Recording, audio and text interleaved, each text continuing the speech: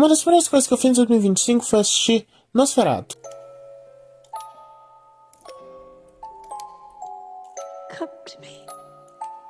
Mais um filme do diretor Robert Eggers, que já é um clássico imediato, faz o remake do clássico de 1922, Nosferatu, que adapta a história do Drácula sem os direitos de usar o nome Drácula. Nosferatu foi uma experiência magnífica. Esse é um filme que ele não é pra todo mundo, assim como todos os filmes do diretor Robert Eggers, que é provavelmente um dos melhores diretores das últimas 2 décadas. Ele é um filme que ele não é tragável muitas das vezes. E essa é a arte desse filme. Ele está ali pra te incomodar, ele tá ali pra te fazer sentir alguns sentimentos que são muitas vezes conflitantes.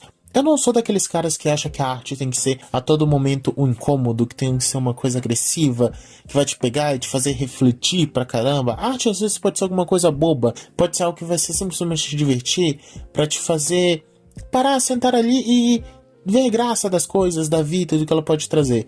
Mas Nosferatu não é esse tipo de filme e é muito bom que não seja. A história de Nosferatu eu acho que a maioria daqui já conhece. Ela é a história do Drácula, porque Nosferatu é um filme que deveria ter adaptado o livro do Bram Stoker, mas a família, a esposa não permitiu, então eles fizeram a adaptação por si só, trocando o nome de Drácula para Nosferatu e alterando algumas pequenas coisas da história, que acabou resultando em um processo que fez as cópias de Nosferatu sumirem e ficarem só as que já tinham sido compradas.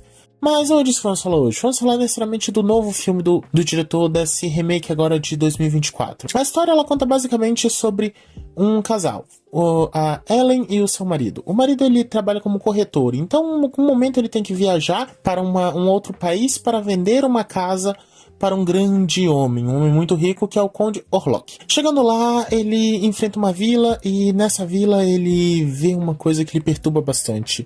Esse homem ele tem alguns pesadelos naquela vila, algumas coisas, e antes de ir para o castelo ele é avisado: não vá para esse lugar, não fale esse nome, esse lugar é amaldiçoado, quem vai para lá não volta mais. Mas ele precisava ir, ele sentia que ele devia ir pela esposa, pelo dinheiro que ele ia conseguir lá. No castelo ele conhece o Conde Orlok e o pavor e todo o medo que a gente sente desse personagem, dessa coisa, a princípio, não é sobre ele, é mais sobre o que ele causa.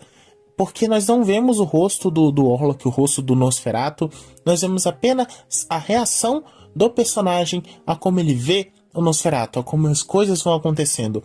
E é isso que dá tanto medo, porque só a figura dele por si só, ela não é necessariamente aterrorizante. Claro que não é algo muito bonito de se ver, não é a coisa mais bela que você vai ver na sua vida, mas ela não te terroriza por si só. Apesar da maquiagem do Bill Skarsgård estar perfeita, nós não reconhecemos aquele ator ali. O que dá medo é a atmosfera, é como ele está, o que ele participa e a reação que ele causa nos personagens e que nos faz ter esse sentimento de repulsa, de medo, de asco por aquela coisa e pelo que está acontecendo. Enquanto isso, Ellen ficou na Alemanha, porque eles são da Alemanha, e ela começa a ter pesadelos, ter convulsões, coisas que ela já tinha na adolescência. E depois a gente vai perceber e vai saber um pouco mais sobre isso. Bom, esse vídeo é claramente com spoilers, então eu vou falar aqui um pouco da relação que ela acontece entre o Conde Orlok e a Ellen. A Ellen, ela tinha essas convulsões na infância porque de alguma forma o Orlok estava com ela.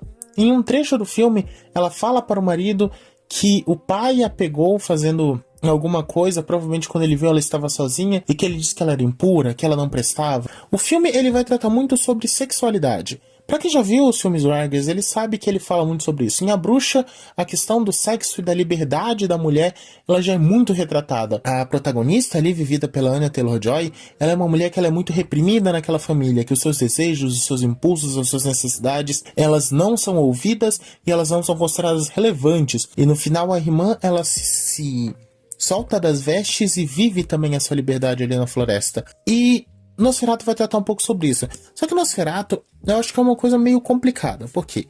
No clássico, ele não existe essa relação da Ellen na infância com o Nosferatu. Aqui foi uma coisa que o Eggers acrescentou para conseguir construir essa narrativa. Então a gente vê uma Ellen que ela é uma mulher que está presa nos seus impulsos sexuais, nas suas necessidades sexuais. E é tudo tratado como uma criatura, como uma coisa ruim. É uma mulher que ela é impura por ter esses desejos, por ter essa necessidade, que é o Nosferatu. E esse é o texto que ele está meio implícito. Claro que tu consegue perceber ali, tu vai ver, não é algo extremamente complicado, como muitas pessoas estão tentando passar, que, meu Deus, quem não entendeu é burro.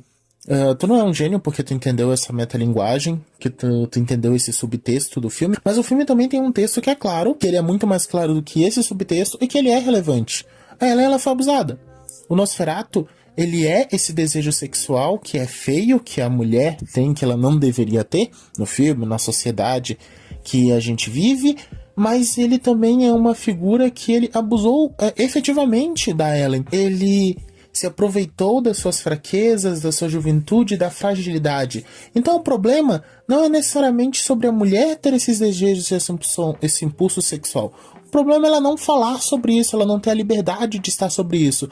Porque aí ela vive a sua sexualidade, ela vive os seus desejos sexuais de uma maneira negativa. Através do Nosferatu, que é uma figura que gera asco, que é uma figura que se aproveita daquela mulher e que eles parasitam um ao outro. Então a gente tem isso, que é esse desejo sexual reprimido, esse desejo sexual que é tratado como uma coisa feia, como uma coisa negativa. E aí que se constrói uma relação onde o Orlok, onde o Nosferatu, quando a gente sai desse subtexto que ele é apenas o desejo sexual dela, que ele existe e ele é uma criatura que ele está se abusando daquela mulher e daquele desejo. Ela tenta reprimir isso.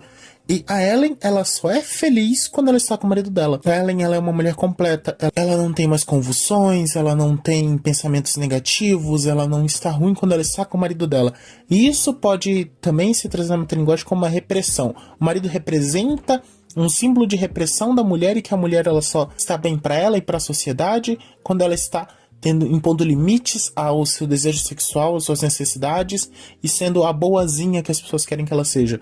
Mas você não precisa levar só por esse lado. Ele é um homem que ele ajuda ela, que ele está com ela, que ele satisfaz ela de alguma maneira. E ali quando ela estava com o marido dela, ela estava tendo um equilíbrio bom, que naquele momento já havia sido quebrado, porque ele quase morreu e porque o Nosferatu estava fisicamente perto dela. Ele estava matando e destruindo as pessoas ao redor dela por aquele desejo. E no final, a Ellen se entrega a esse desejo, que ela se destrói junto com o Nosferatu para salvar quem estava ao redor dela, para salvar as pessoas que estavam com ela. Nosferatu, ele é um filme que ele tem muitas camadas.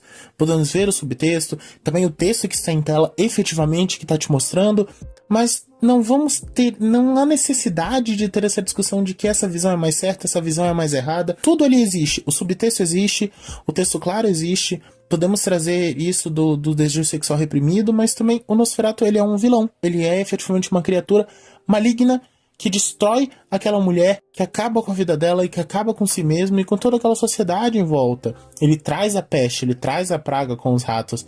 Não é uma coisa boa. Pode sim haver ali coisas que te satisfazem, que te faz bem de alguma maneira, mas não é algo bom na sua totalidade. Isso é mágico de Nosferatu, porque Nosferatu é um filme, esse principalmente de 2024, que é tão bom quanto o clássico pra mim, até melhor eu diria, por também ter esse subtexto, por acrescentar algumas coisas.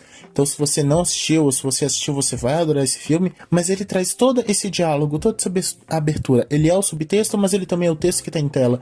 E ele é uma obra que ele é mais digerível pra mim do que outras Wargers, como por exemplo o Farol, que ela é extremamente teatral, ela é uma coisa que às vezes pode não ser tão interessante para assistir como é esse filme, mas que ele vai te trazer muito. Se tu pegar esse subtexto, ele fica melhor ainda. E se tu só vê o que tá em tela, só o que ele tá te apresentando, tu também vai adorar, porque é um filme maravilhoso. Então, é isso. Se você gostou, curta e compartilha, e logo mais trazemos mais filmes aqui pra gente falar sobre. Valeu!